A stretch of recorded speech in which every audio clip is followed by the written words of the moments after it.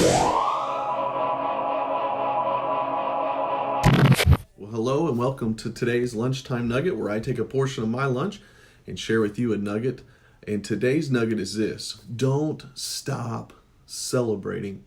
Yesterday was a powerful day. It was my favorite holiday. We're celebrating Easter, the resurrection of Jesus Christ. And our church did an online service, unique, like every other church had to do. It was unique, but it was powerful. And we were all celebrating. I'm sure you were celebrating. But here's my challenge for you today: don't stop celebrating. Every year after Easter, I want to make this post. I feel like a lot of Christians, they celebrate real big at Easter. And then they go back the next day, that Monday, and start living like Jesus is still in the tomb. No, Jesus is still alive. Jesus is still victorious over sin and death. That's what we celebrate at Easter, that Jesus is victorious over sin and death. But why do we go back on the next Monday and live as if Jesus is still in the tomb? What do I mean by that? Well, listen to these verses. In Romans 6, verse 12, he says, "Let not sin therefore reign in your mortal bodies, that ye should obey it in the lust thereof. Neither yield ye your members as instruments of unrighteousness unto sin, but yield yourselves unto God." And then verse 14 says, "For sin shall not have dominion over you, for you're not under the law, but under grace." And so yesterday we all celebrated that Jesus is victorious over sin and death. Don't go back today and live like Jesus is still in the tomb. Jesus is still victorious over sin and death.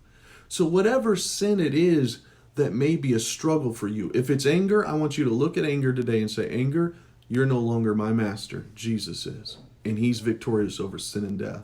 If it's worry, look at worry and say, "Worry, you're no longer my master. Jesus is. And he's victorious over sin and death." Addiction, look at that addiction and say, "Addiction, you're no longer my master." That's what Romans is saying. He's saying, let not sin have dominion over you. You have a new master now, Jesus Christ. If you're a child of God, you're victorious over sin and death.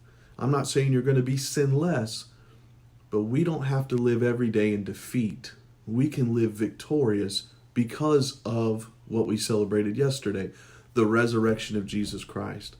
But sadly, so many Christians, they celebrate Jesus is alive, and then they go back to work the next day and live like Jesus is still in the tomb.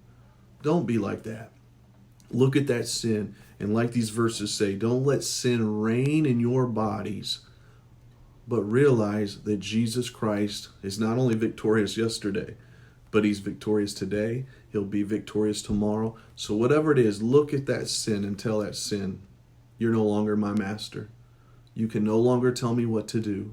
I'm making a decision today. I'm choosing to follow Jesus Christ, my new master." And that choice will always be rewarding. It always brings joy. It always brings peace. But the choice to go back to sin always brings bondage, always brings heartache, always brings frustration. And so I had to challenge myself with that today. I almost didn't make a post today. I was just feeling down. I was feeling overwhelmed from the weekend. And I thought, hold on. I got to look at sin and say, sin, discouragement, frustration, you're no longer my master.